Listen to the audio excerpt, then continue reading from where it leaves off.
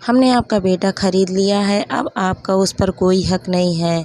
घर में बेटे की शादी हुई थी, नई दुल्हन घर आ चुकी थी। घर में रिश्तेदारों का जमावड़ा था।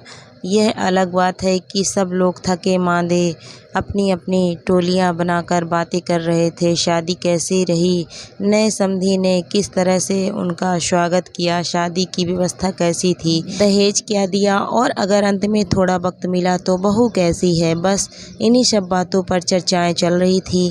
घर की मालकिन जानकी जी सबकी बातें सुन सुनकर फूल कर गुप्पा हुए जा रही थी। आखिर पूरी रिश्तेदारी में उनके बेटे जैसा विवाह किसी ने ना हुआ था। दहेज का सामान देख देख कर तो लोगों की आंखें फटी की फटी जा रही थी। भला इतना दहेज एक खेतिहर किसान ने दिया था। लोगों के गले से यह बात उतर नहीं रही थी। अरे भाई, इतना दहेज भला एक गांव में रहने वाला किसान दे सकता है? इसकी उम्मीद तो बिल्कुल नहीं थी। लगता है हमें भी अपने बेटों के लिए गांव में लड़कियां देखनी पड़ेगी। हाँ, पहले तो मुझे लगा था कि जीजी ने कहाँ अपने बेटे को गांव में ब्याह दिया, कहाँ हमारा शहर का बांका नौजवान और कहाँ वो गांव की लड़की। लेकिन देखो कितना दहेज मिला है। सच में जीजी के घाटे का सौदा नहीं रहा। मनीष की शादी, दहेज का दहेज आ गया और ये गांव की लड़की अब घर का सारा काम भी करेगी। हाँ, ये तो सही है, पर यह हुआ कैसे समझ में नहीं आया। उन लोगों की बात सुनकर जानकी जी बोली, अरे क्यों बातें बनाए जा रहे हो तुम लोग? खेतिहर किसान से इतना दहेज निकलवाने के लिए समधन भी जानकी जैसी चाहिए। क्या समझे थे वो लोग कि सस्ते में निपट जाएंगे? अच्छे से तेल उतारा है मैंने उन लोगों का, इतना दहेज भी समेट लिया और अब देखना उनकी बेटी से सारे घर का काम करवाऊंगी। अरे पर बहू तो बेटे के साथ नौकरी वाली जगह पर चली जाएगी ना? अरे ऐसे कैसे चली जाएगी? उसे तो यहीं रखूंगी। मेरे तो राज करने के दिन हैं अब। अरे बेटा, पैदा किया है तो उसकी अच्छी खासी कीमत भी वसूलूंगी। सबके सामने डींगे हाँकती हुई जानकी जी जोर जोर से हंसने लगी। उनकी ये बातें पास ही कमरे में बैठी नई दुल्हन रजनी के कानों में पड़ रही थी। सुन सुनकर उसका खून खौल रहा था, लेकिन बिल्कुल चुप थी। तभी उस कमरे में मनीष किसी काम से आया तो उसकी नज़रें अपने पति मनीष से टकराई तो मनीष की नज़रें भी नीचे झुक गई। रह रहकर उसे 2 दिन पहले का मंजर याद आ रहा था। उस दिन घर में मेहंदी की रस्म चल रही थी। तभी उसके छोटे भाई मोहित ने आकर बताया कि उसकी होने वाली सास जानकी जी मिलने आई हैं। अचानक शादी के एक दिन पहले जानकी जी का आना सबको परेशान कर रहा था। वो आई भी और आधे घंटे तक उसके बाबा और माँ के साथ एक कमरे में बातचीत करके चली भी गई। लेकिन उनके जाने के बाद बाबा और माँ परेशान ही दिखे। उसने पूछा भी, लेकिन दोनों ने कुछ बताया नहीं। बस इतना ही कहा, अरे बन्नो, तेरी शादी है, दुल्हन का चेहरा तो खिलना चाहिए। और वैसे भी समधन जी 2 बारात के स्वागत के लिए कहने आई थी। आखिर उनका भी समाज में मान सम्मान है। तो चिंता बिल्कुल भी ना कर। उसके आगे उन्होंने कुछ नहीं कहा और रजनी भी बेफिक्र हो गई। लेकिन कल रात जानकी जी भी बारात के साथ आई थी। बाबा ने बहुत अच्छे से बारात का स्वागत किया था। विवाह हो जाने के बाद किसी बात को लेकर जानकी जी अड़ गईं। पता चला कि जानकी जी ने जितना कैश मांगा था उसमें कुछ रुपए कम थे। बस इसी बात को लेकर वो हंगामा कर रही थी। अरे, आपसे मैंने कहा था कि मुझे कैश पूरा चाहिए, लेकिन इसमें 50,000 कम है। लेकिन समधन जी, आपके कहे अनुसार हमने सारा दहेज दिया है, यहाँ तक कि बारात का स्वागत भी आपके अनुसार ही हुआ है। आपने 10 लाख रुपए मांगे थे, पर शादी का खर्चा, दहेज का खर्चा सब मिलाकर इतने ही रुपए बचे हैं। बाकी के 50,000 मैं आपको बाद में दे दूंगा, पर अभी तो आप विदाई करवाइए। बाबा लगभग गिड़गिड़ाते हुए बोले, अरे ऐसे कैसे विदाई करवा दूं?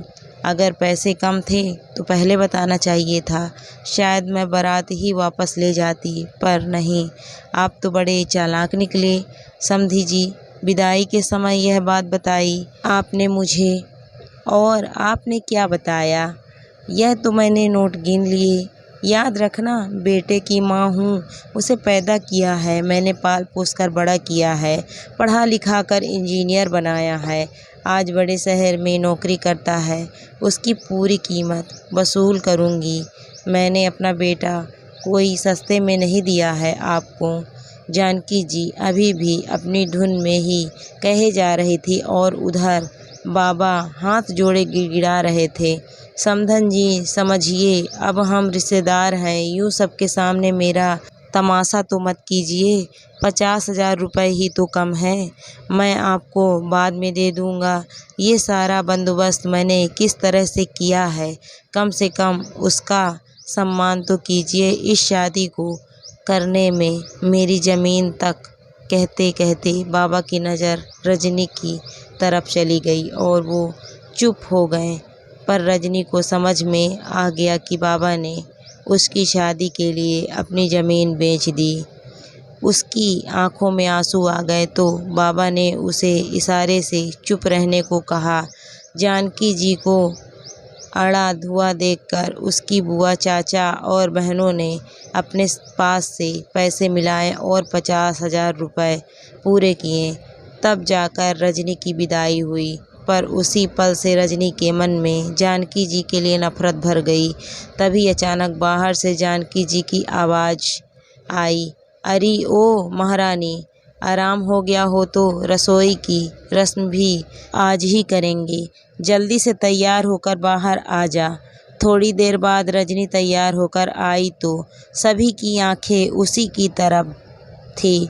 न सर पर पल्लू और न ही दुल्हन की तरह श्रृंगार। उसने सिंपल सा सूट पहन रखा था, बाल खुले हुए, माथे पर छोटी सी बिंदी, मांग में सिंदूर और हल्की ज्वेलरी। उसे देखते ही जानकी जी चिल्लाते हुए बोली, अरे ओ महारानी, ये तेरे बाप का घर नहीं है, अपने आप को इस घर की मालकिन समझने लगी है क्या? ये कैसे तैयार होकर आई है? जरा दुल्हन की तरह ढंग से तैयार होकर आते ही रंग दिखाने लगी है। भूल मत, मैं तेरी सास हूँ, तेरे पति की माँ। उनकी बात सुनकर रजनी उनके पास आई और उनके सामने सोफे पर बैठते हुए मनीष से बोली, सुनिए जी, मेरा इस घर में दम घुट रहा है, आप फटाफट यहाँ से चलने की तैयारी कीजिए, हम अपने घर को जाएंगे। वैसे भी मुझे बुढ़िया के साथ रहने में कोई इंटरेस्ट नहीं है। उसकी बात सुनकर सब लोग हैरानी से उसकी तरफ देखने लगे और जानकी जी गुस्से में फुकारती हुई बोली, तेरी हिम्मत कैसे हुई मुझसे इस तरह से बात करने की, और कहाँ जाने की बात कर रही है? जब मेरी इच्छा होगी तभी भेजूंगी, पर उससे पहले तो तुझे तमीज़ सिखानी है। भूल गई कि कल तेरा बाप किस तरह से गिड़गिड़ा रहा था मेरे सामने? जानकी जी की बात सुनकर रजनी की आंखों में गुस्सा उतर आया। हमें सब अच्छे से याद है अम्मा जी, बहुत अच्छे से याद है, और ये बात अब हम जिंदगी भर नहीं भूलेंगे। पर आप शायद भूल रही हैं कि मेरे पिता ने कल आपका बेटा खरीदा था और उसकी पूरी कीमत चुकाई थी। आपने कहा था ना कि बेटे की माँ हूँ, उसकी पूरी कीमत वसूल करूँगी, तो बस हमने आपका बेटा खरीद लिया। अब उस पर आपका कोई हक नहीं है। भूल कर भी इसके आसपास नज़र आई तो देख लेना। देख लीजिए अपने बेटे को आज जी भर के। मैं तो लेकर जा रही हूँ उसे, अब इस पर सिर्फ मेरा हक है। जानकी जी मनीष की तरफ देखकर बोली, अरे नालायक, कुछ बोल क्यों नहीं रहा है? ये तेरी बीवी पागल हो गई है, तेरी माँ को इतना कुछ सुना रही है। मनीष बोला, कल आप भी इसके माता पिता को बहुत कुछ सुना रही थी। माँ, मैं तो कल भी कुछ नहीं बोला था, ना आज भी नहीं बोलूँगा। आपने मुझे पैदा किया, पाल पोस कर बड़ा किया, उसकी कीमत आप वसूल चुकी हो, फिर किस हक से आप यह बात बोल रही हो? यह सब बातें करते समय आपने एक बार भी मेरे बारे में सोचा?